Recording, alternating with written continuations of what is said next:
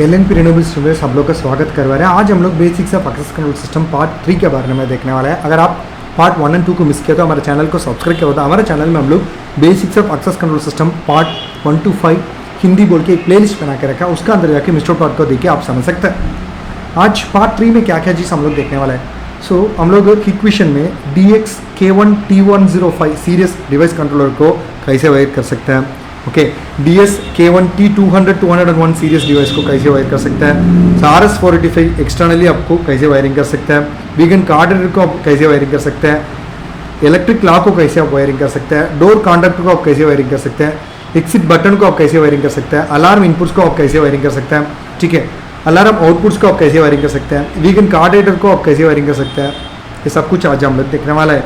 अगर मान लो ये आप कंट्रोलर साइड है तो ठीक है, ये आपका फील्ड साइड है। ठीक है, first and foremost thing equipment चलने के लिए 12 वोल्ट DC सब आपको देना पड़ेगा। ठीक है, next most important thing is that first and foremost thing input devices. Input devices categories में आपका कार्ड रीडर आ जाएगा। ठीक है, ये एज ए इनपुट डिवाइसेस हम लोग कनेक्ट करेगा। And request exit push button भी इनपुट डिवाइसेस कैटेगरीज के अंदर आएगा। कार्ड रीडर को कनेक्ट करने के लिए प्रोविजंस इसके अंदर है। ठीक है, and most importantly card reader में आप देखेंगे तो रिक्वेस्ट एक्सिट पुश बटन, ये एक तो कम्युनिकेशन में भी आप कनेक्ट हो जाएगा, दूसरा आपको डोर लॉक में भी कनेक्ट हो जाएगा। Door lock as output device काम करेगा।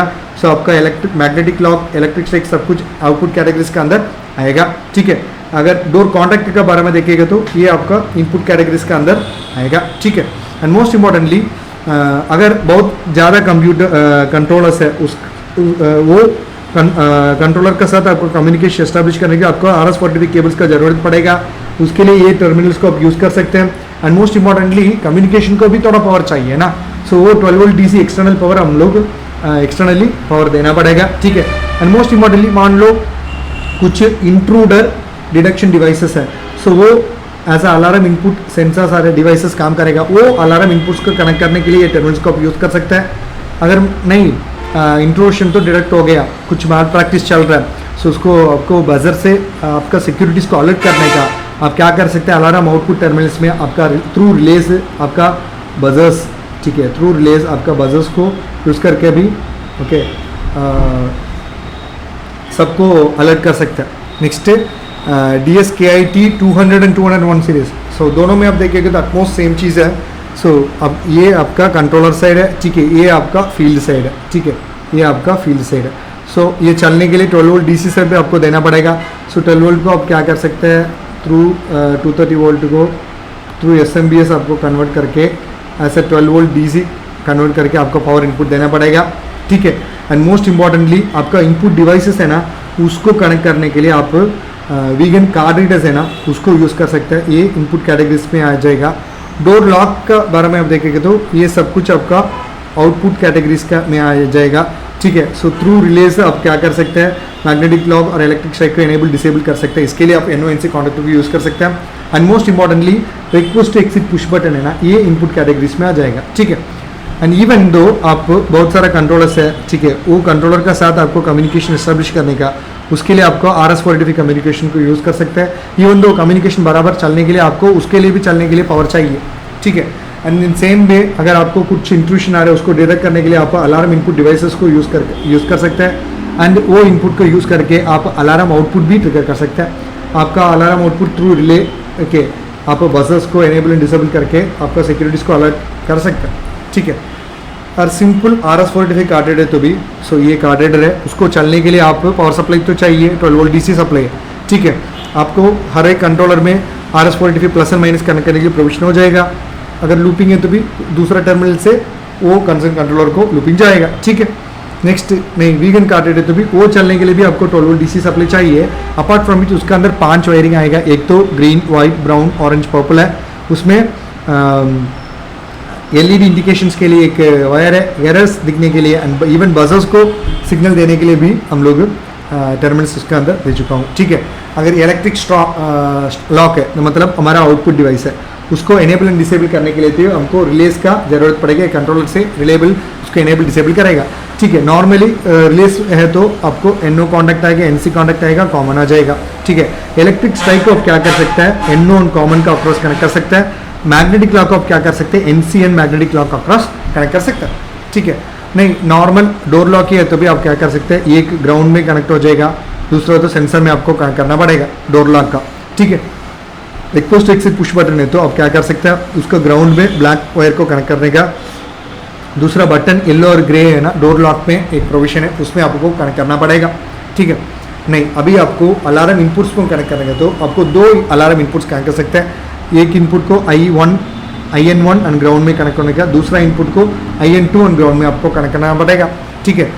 सेम वे आपको एक्सटर्नल अलार्म डिवाइस को ट्रिगर करना पड़ेगा, उसको इनेबल एंड डिसेबल करने का। तो आप क्या कर सकते हैं, अलार्म आउटपुट डिवाइसेस है ना, वो चलने के लिए 12 वोल्ट पावर सप्लाई आपको देना पड़ेगा। And most importantly alarm output को इनेबल एंड डिसेबल करने के लिए NC कॉन्टैक्ट आप यूज़ कर सकते हैं, अगर नहीं है तो भी NO कॉन्टैक्ट आप यूज़ कर रहे तो भी ऐसा आप वायरिंग करना पड़ेगा, ठीक है। एंड वीगन कार्डेटर आप यूज़ कर रहे हो तो वो उसमें आप देखेंगे तो बायोमेट्रिक स्कैनिंग प्रोविजन है, नंबर पैड भी है एंड कार्डेटर स्कैन करने के लिए डिस्प्ले भी सब कुछ इसके अंदर है। सो उसको चलने के लिए देने वाला पावर 12 वोल्ट DC सप्लाई आपको देना पड़ेगा कन्वर्ट करके बराबर। उसमें वायरिंग्स के बारे में आप देखेगा तो W0 W1 ओके, इसका healthy status, error status, tamper status, budget status, सब स्टेटस बराबर कनेक्ट हो जाएगी तो भी ये सिग्नल्स मिलेगा, वो बराबर नहीं है तो भी आपको सिग्नल्स नहीं मिलेगा। सेम वे भी अगर कम्युनिकेशन लूप में आपको ये कंट्रोलर्स में ओके वीगन कंट्रोलर्स को लूप करने के तो आप क्या कर सकते हैं, वो चलने के लिए 12 वोल्ट DC सप्लाई आपको देना पड़ेगा। लूपिंग के लिए आप RS-485 को प्लस एंड माइनस टर्मिनल में कनेक्ट करना पड़ेगा, ठीक है।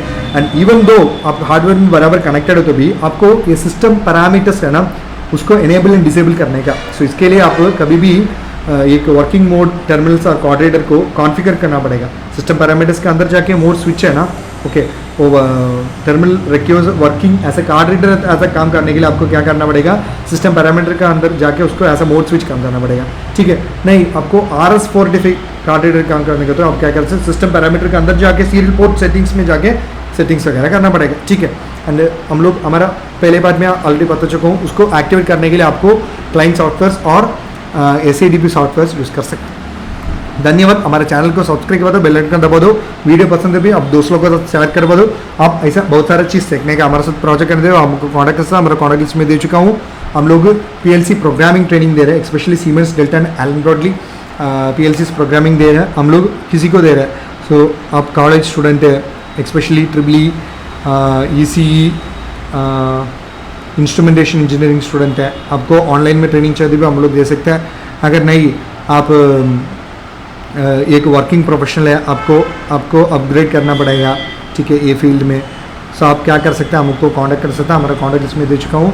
हम लोग building automation system, building automation control system, building management system, specially in order to work in GCC countries like Qatar and Saudi, European countries में ओके, आपको इसकी ज़रूरत पड़ेगा, आप हमको कॉन्टैक्ट कर सकते हैं। Apart from it access control system का बेसिक का सीखने का, fire alarm system okay, PAVA सिस्टम, structure cabling system, ship automation like that, बहुत सारा वैराइटीज़ में हमको ट्रेनिंग दे रहे हैं। एंड मोस्ट इम्पॉर्टेंटली हम लोग design okay, consultancy, training supports दे रहे हैं, ठीक है।